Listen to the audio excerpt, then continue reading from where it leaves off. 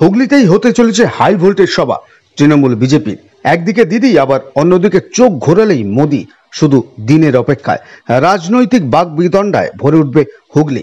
কার ঝুলায় কত ভোট, কে হাসবে কে কাঁদবে, আগামীতে বোঝা যাবে লক্ষ্য সাধারণ মানুষের। এই দুই সভা ঘিরে চলছে চরম প্রস্তুতি।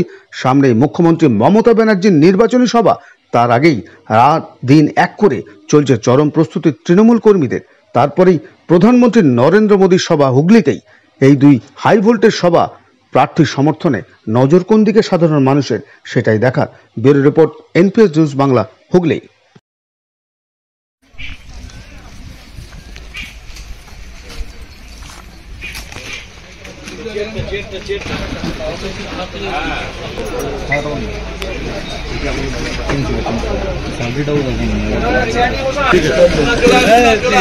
গাড়ি থেকে চা জানাবা, চা বিস্কুট, এটা কি বিশেষ মাত্রা পেয়ে গেছে এবার? বিশেষ মাত্রা অ্যাকচুয়ালি আমাদের সর্বোচ্চ নেত্রী যেটা ভাবেন সেটাই করেন। উনি ভেবেছেন, টাইম দিচ্ছেন, প্রচুর টাইম দিচ্ছেন। তার মধ্যে জানেন এই কদিনের মধ্যে ওনার অনেকগুলো আঘাত হয়েছে দেহে, সেই শরীর খারাপ নিয়ে তিনি ছুটে বেড়াচ্ছেন। এটা আমাদের এক্সট্রা পাওনা।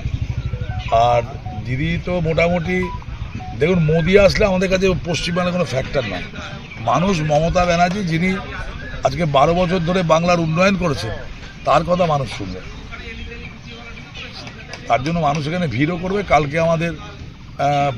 আমরা বলাগড়ে করেছি, আগে পান্ডুয়াতে করেছি, কালকে আরামবাগে হয়েছে, প্রচুর মানুষের সমাগম হয়েছে। কালকেও পরশু দিকে প্রচুর মানুষের সমাগম হবে। মানে হুগলি কি এবার একটু স্পেশাল ভাবে হচ্ছে? স্পেশাল ভাবে জিতবো তো নিশ্চয়ই, স্পেশাল বলবো না।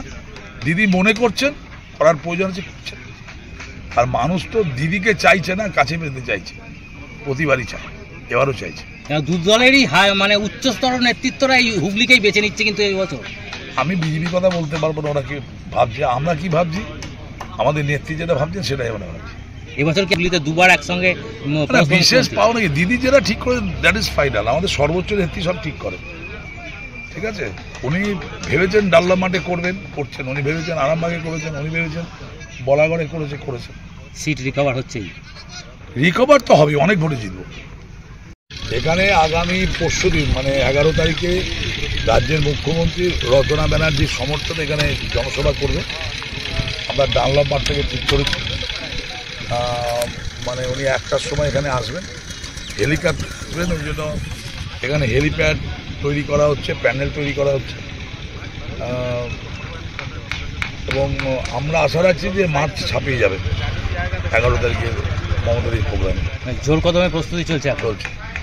আজকে হোল নাইট চলবে, কালকেও চলবে, এবং প্রচারও চলছে। আজকে তারই তদারকি করতে এলেন নাকি? হ্যাঁ, তদারকি আমি আছি, কাল রাত্রে গিয়ে আছি।